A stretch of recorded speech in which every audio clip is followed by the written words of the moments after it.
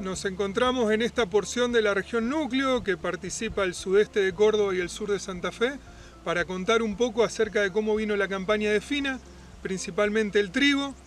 Una campaña muy golpeada, principalmente ante la escasez de su principal recurso agua.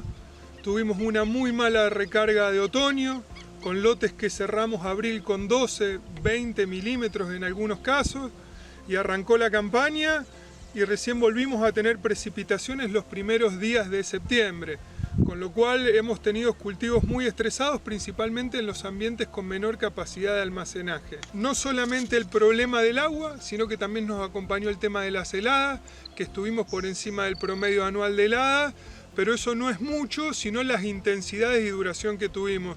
Tuvimos heladas que superaron las 12 horas y llegando a menos 8,5 grados centígrados. Si esto lo ponemos en concordancia con lo que está pasando con la escasez hídrica, los dos fenómenos complicaron mucho la historia del trigo en la zona. Unas heladas que durante el periodo de macollaje los cultivos lo venían resistiendo bastante bien, pero se complicó mucho con las heladas de septiembre posteriores a la lluvia. Veníamos con cultivos muy rustificados por este escenario de seca e intenso frío. Llueve un poco en los primeros días de septiembre, el cultivo sale y tenemos una helada que, si bien no fue muy fuerte, que llegó a menos 4, menos 5 en algunos lugares, se dio con un menos de 20% de humedad relativa, lo que se le dice la helada negra o seca. Eso terminó de deteriorar en gran proporción lo que son los trigos de la zona, que hoy están muy complicados. Si bien ahora recién empieza el periodo crítico del cultivo y depende de la fecha de siembra y material elegido, va a ser durante todo lo que queda de octubre su periodo crítico. De no tener lluvias ahora, la historia de los trigos todavía va a estar peor. Situación complicada entonces, por falta de agua, por heladas, y también por algunas cuestiones de manejo que no colaboraron mucho. En la zona todavía el nitrógeno se volea mucho.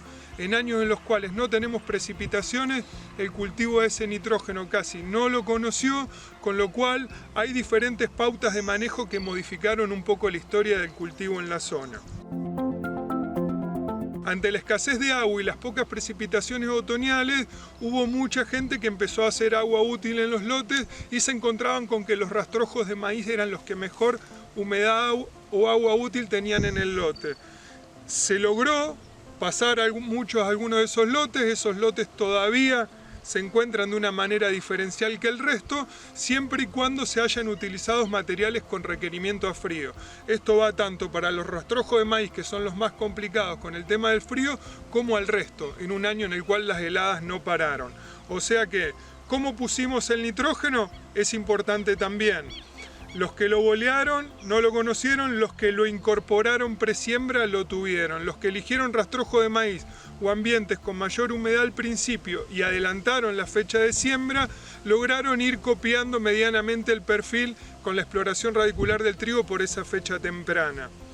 Entonces, y resumiendo, un año muy complicado, donde no tuvimos lluvia, donde no tuvimos recarga, donde no pudimos tener esa lluvia tampoco para que se incorpore el nitrógeno en muchas modalidades de fertilización, y a su vez también muy complicado por el tema helada. Si bien la película todavía queda abierta, cada vez nos queda menos margen para la recuperación de los cultivos, que si hoy uno sale y da una vuelta por la zona, están muy complicados en su gran mayoría.